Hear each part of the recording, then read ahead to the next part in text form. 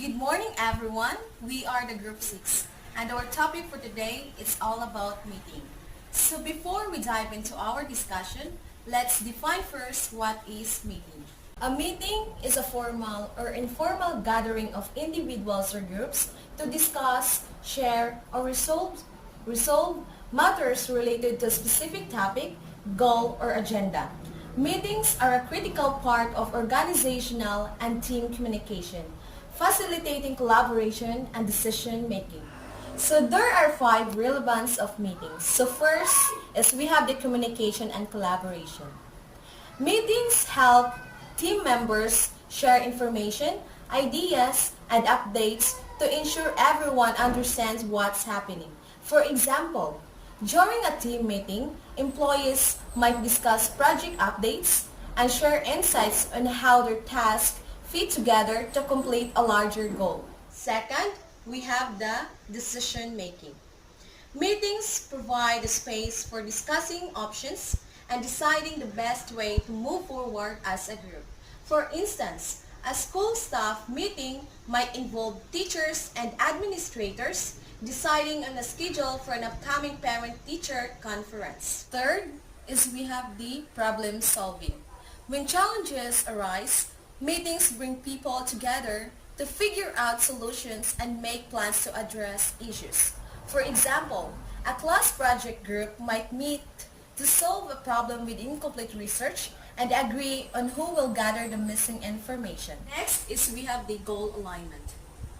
Meetings ensure everyone knows the group's goals and works together to achieve them. For example, a sports team might hold a meeting before a tournament to discuss their strategy and make sure everyone understands the rules.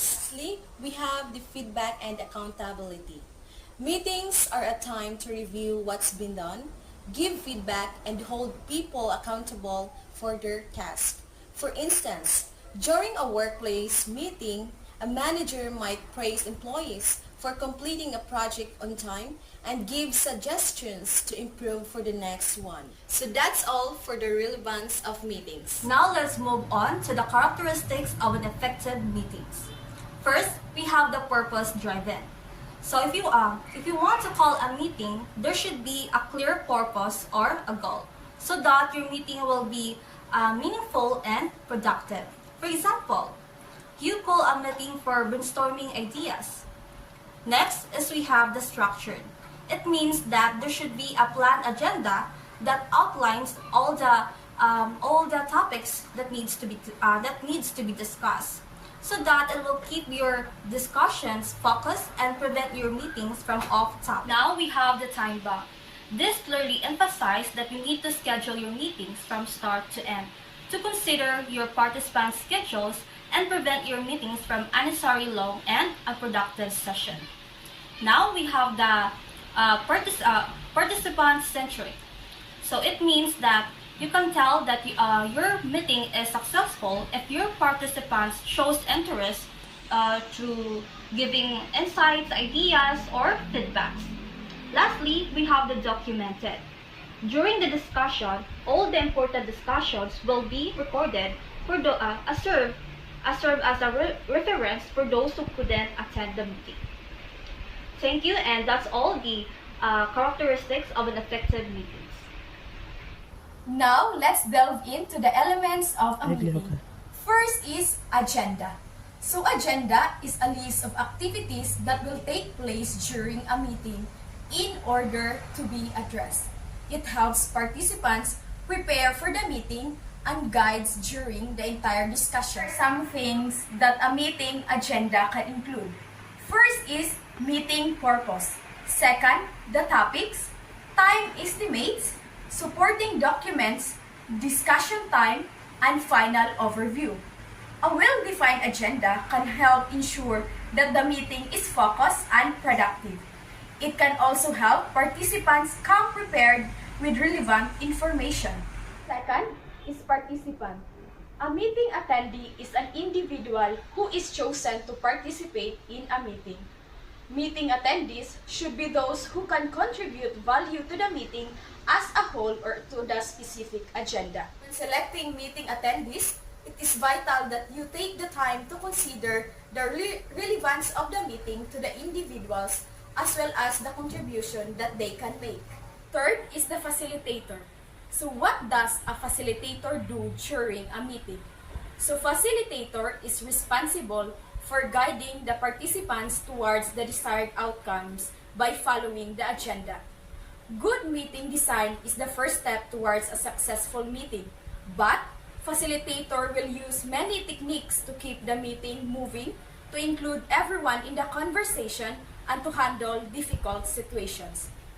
Fourth element of a meeting is location. A meeting location is the place where the meeting will take place.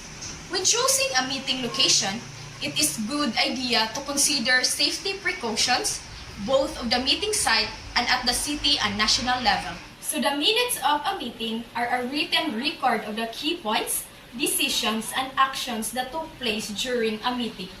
Its purpose is to inform those who were unable to attend the meeting and provide a reference point for future decision making. Who takes them? A designated member of the group usually takes the minutes to ensure an accurate record. And what to include? Minutes of the meeting typically include the meeting's purpose, start and end, time, date, location, attendees, motions passed, and deadlines given, and how to write them. Minutes of the meeting should be a concise summary of the meeting's discussions, not a word-for-word transcription. They should be objective, use bullet points, and avoid including unnecessary information or personal opinions. Last element of a meeting is follow-up. So what is follow-up? So follow-up is a communication or action taken to continue or complete the discussion and information shared during the meeting. So that's all, the elements of a meeting. So today, I'll be discussing the critical skills to productivity in any organization. How to use meetings correctly. Meetings are essential tool for collaboration, but they can also waste time if not managed properly. Let's dive into the key steps to make meetings productive, purposeful, and respectful for everyone's time. First, let's define the meeting objectives. Always ask, why are we having a meeting? A clear purpose ensures participants know the goal and prepare accordingly. Example, if the meeting is about planning a marketing strategy, this clarity keeps the discussion on track. Second, plan ahead. Next, a structured agenda is crucial. Outline the topics, allocate time for each, and share it in advance. Example, a marketing strategy agenda might include 10 to 10:15 a.m. review campaign goals, and 10 to 15 to 10:30 a.m. discuss challenges, 10:30 to 10:45 a.m. assign responsibility. Sending this agenda early gives attendees time to prepare. Third, invite the right people. Invite those people who are essential in the meeting. Overcrowded meetings dilute focus and waste time.